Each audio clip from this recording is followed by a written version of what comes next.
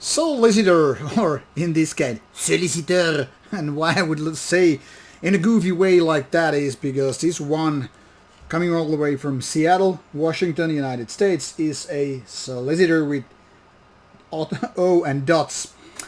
This is the debut album called Spectral Devastation, and the style is, if you can guess, speed and heavy metal. So this is almost like going back to the 80s when heavy metal, speed metal, thrash metal, they were all nothing but genres to be later on figured out by people who wanted to make a distinction and define between different kind of styles.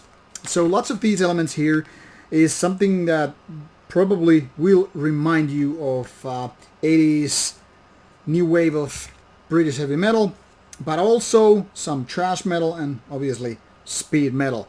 So the tempo is often quite high, but not anything like blast-beating death metal and black metal bands, but let's just say energetic. And more often than not, these riffs are very much kind of relatives of heavy metal, as they are also thrash metal. So it's like having different parts in different songs, and then it kind of creates this album that kind of falls between some other certain types of metal. And as such, it's been labeled here as heavy speed metal. Well, I'm not going to disagree with that, because obviously it depends from person to person how you want to call certain bands heavy metal or thrash metal or speed metal. And to be honest, genre wanking, like we call it in Finland, is often beyond the point. The point here is what the music is, and is it any good. Now, as you can see, the discography of the band is not the biggest one out there, but that is kind of explained because the band is relatively new, coming from 2018. And as such, they have only one demo and then mini release before making this actual debut album, which is almost 40 minutes in length and having 8 tracks in total. And already this lineup, I was gonna say lineup, when I was actually talking about the cover image with the layout, is kind of delivering you this old school feeling. But then again, once again, if we start talking about the lineup here, these guys actually have kind of a, I don't know, very traditional feeling. If you take a look at these people, probably not showing you here anything, so might just take a look at this band photo here. So it's pretty much like giving you the feeling that these guys are all about the leather and spikes. But also, they're not all just guys like, I was gonna click actually this one out here, Amy Lee Carlson, who is the vocalist of this band. And I think she brings a lot of personality to this band because, to be honest, speed metal and thrash metal, or even heavy metal, never too much took the benefit of, female power in the music. I mean, because it brings you a whole different kind of a registry in terms of, how the vocals are done. Usually a little bit on the upper or higher registry versus male vocalists. And as such, I think it's quite refreshing. Now, while Emily totally does quite nice here, nothing is really like, wow, out of this world of a thing.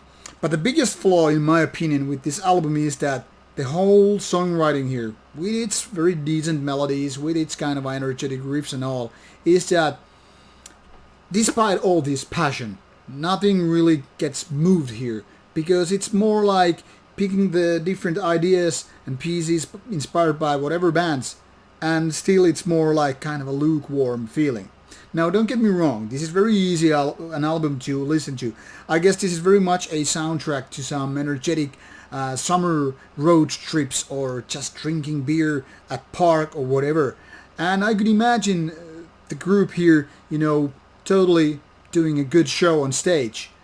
But still something, with these riffs and melodies is like they haven't been borrowing or stealing the best parts from the best bands, but more like going to the B-side, department and taking the kind of lesser known acts and their riffs and melodies and putting that in order. So the result is rather B-class thing. I mean, this could have been coming out already in the 80s, and people would be now noting, yeah, it's a classic, not too known classic, but it's a classic. Now when you roll out with this in 2020, you're like, yeah, it's like remake of those almost a classic releases. So definitely a nice album in so many ways, but also quite easy to be very, very forgettable. Don't take my word for that, obviously, you want to listen for yourself, but I can only